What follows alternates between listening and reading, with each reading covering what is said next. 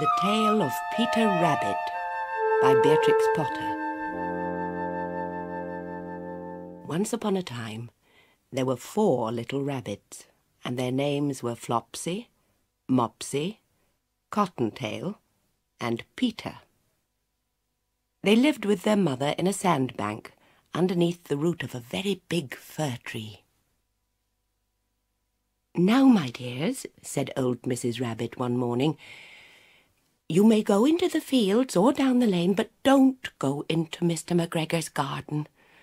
Your father had an accident there. He was put in a pie by Mrs. McGregor. Now run along and don't get into mischief. I am going out." Then old Mrs. Rabbit took a basket and her umbrella and went through the wood to the baker's. She bought a loaf of brown bread and 5 currant buns. Flopsy, Mopsy, and Cottontail, who were good little bunnies, went down the lane to gather blackberries.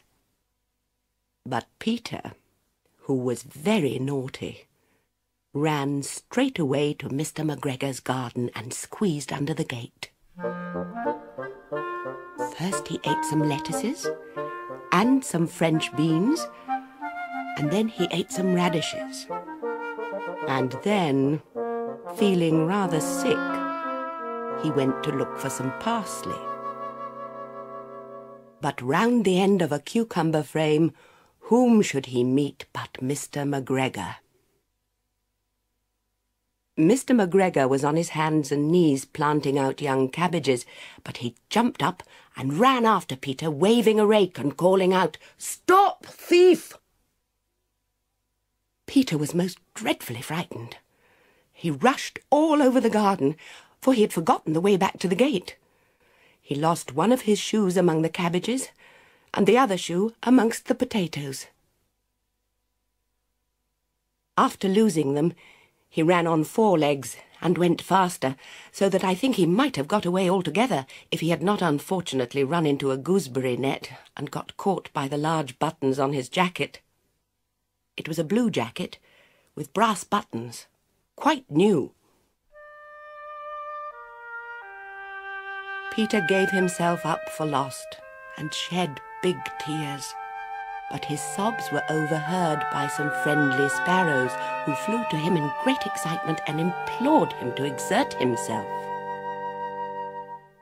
Mr. McGregor came up with a sieve which he intended to pop upon the top of Peter, but Peter wriggled out just in time, leaving his jacket behind him, and rushed into the tool shed and jumped into a can.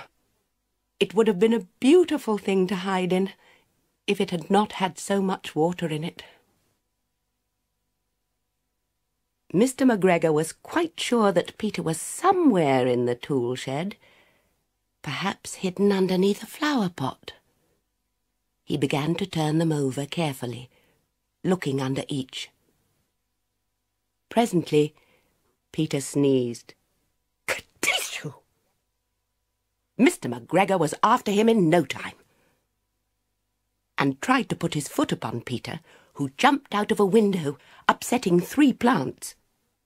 The window was too small for Mr. McGregor, and he was tired of running after Peter. He went back to his work. Peter sat down to rest. He was out of breath and trembling with fright, and he had not the least idea which way to go. Also, he was very damp with sitting in that can. After a time, he began to wander about, going lippity-lippity, not very fast, and looking all round. He found a door in a wall, but it was locked, and there was no room for a fat little rabbit to squeeze underneath. An old mouse was running in and out over the stone doorstep, carrying peas and beans to her family in the wood. Peter asked her the way to the gate, but she had such a large pea in her mouth that she could not answer. She only shook her head at him. Peter began to cry.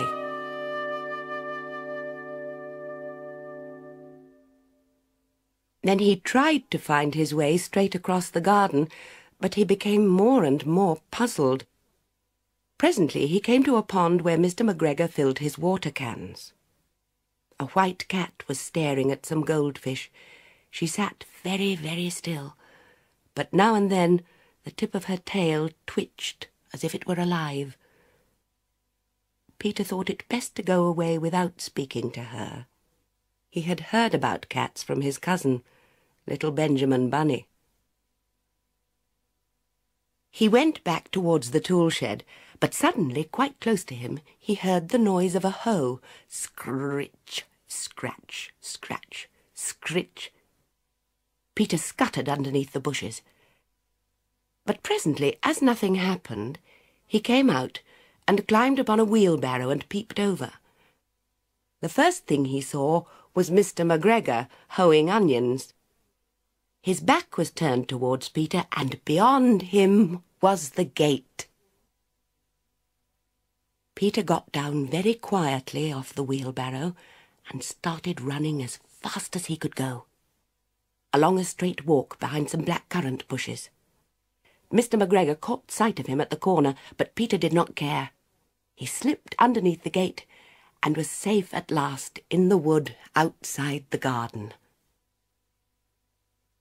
Mr. McGregor hung up the little jacket and the shoes for a scarecrow to frighten the blackbirds.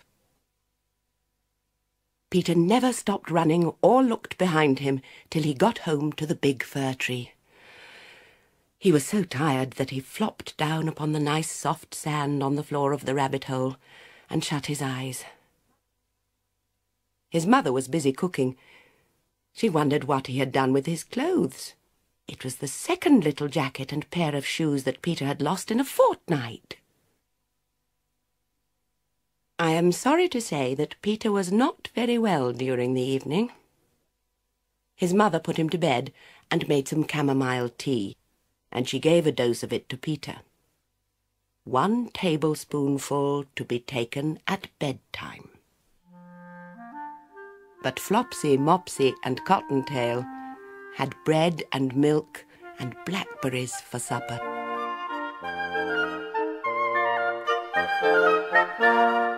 The end.